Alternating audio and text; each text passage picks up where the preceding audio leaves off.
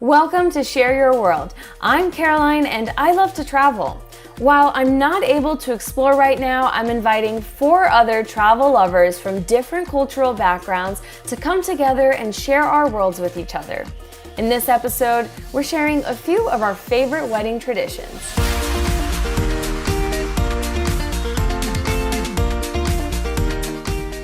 Every culture has its own ways of tying the knot. Here's one of my favorite wedding traditions. I'm Armenian, and one of my favorite Armenian wedding traditions is when the bride and groom are finally married. When they go into their new home that they're going to be living in, the groom's mother usually places a bread called lavash, which is like traditional Armenian flatbread, over the newlyweds' shoulders. And that's kind of to bless them with bread and food in the house. And then one other thing, before they step into their home, they have to step on and break plates, and that's kind of like to get the bad luck out of the house before they step in. In Korea, there's a tradition called the pebak ceremony. So pebak is when you get dressed in an old, it's like a traditional hanbok. Casey, so what is, you called it a hanbok? Did I pronounce it correctly? Yeah.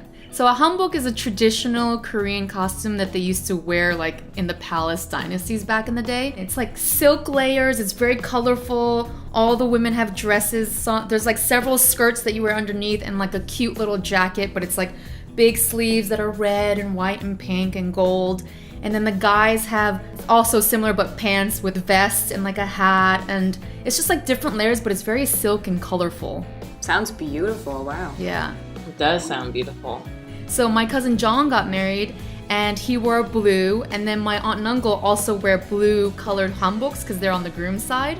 So they'll sit down on cushions, and then my aunt and uncle, the groom's parents, will throw chestnuts, and they have like a silk attachment to her hanbok, and they'll both hold each side, and they'll try to catch as many chestnuts as possible. And however many chestnuts you catch means how many children you'll have. How many does your cousin catch? 3. 3? Yeah, and he's one of 3, so. Wow. Yeah.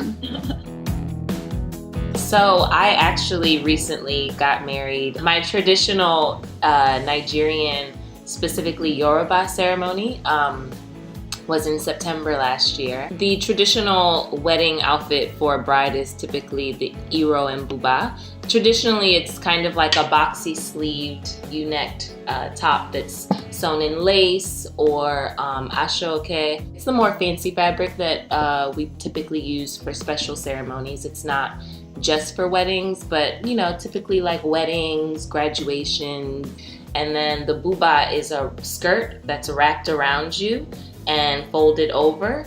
In more modern times, like, you're not limited to it being a top and a skirt that you wrap and fold. Like, there's just a little bit more style in it. And then you also wear a gele that's wrapped really beautifully. Like, the bride's gele is typically wrapped in a special way to like make her stand out. The planning was fun. It was like 350 people, just for scale. Like, wow. Yeah, and that's not even like a big Nigerian wedding. Like, at home, some people's weddings in Nigeria are like 1,000 people.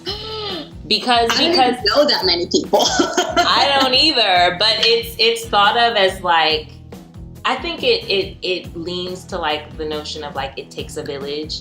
Yeah. So it's like a community has built this child up. It reminds me of like when ancient Armenian weddings would happen. It would take like 7 days and 7 nights, and everyone would just bring like fruits and whatever they can for the couple, but it was kind of like they were all involved in this couple. They were all involved in the marriage. Want to travel and want to have a big wedding. Well, not me. Maybe. Yeah, I want to go to a wedding. Yeah. I want to go to a wedding. So I actually have my friend's wedding in London next year. It was actually postponed from this year. So I'm really excited to go. What's nice is because we've been able to travel domestically this year, I've used my Marriott Bonvoy Boundless card, and I'm able to accrue a ton of points, which I can actually use to redeem hotel nights in the future for my friend's wedding in London. Let's all make a vow to keep looking forward to future weddings and trips. And in the meantime, we hope our video inspires you to learn more about these and other wedding traditions from around the world.